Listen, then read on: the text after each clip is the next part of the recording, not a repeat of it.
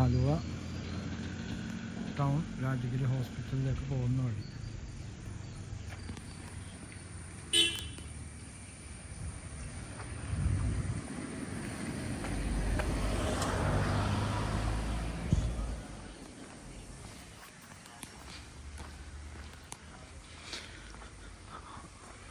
Aluva town Rajagiri ഹോസ്പിറ്റലിലേക്ക് പോകുന്ന വഴി 17 സെൻറ്റ് സ്ഥലവും 3000 സ്ക്വയർ ഫീറ്റിൻ്റെ 4 ബെഡ്റൂമിൻ്റെ വീട്.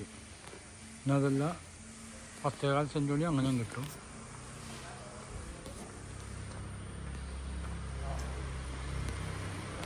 ഇത് ഇറ്റാലിയൻ ഗ്രാനൈറ്റൊക്കെയാണ് ഫ്രണ്ടിൽ ഉപയോഗിച്ചത്. നല്ല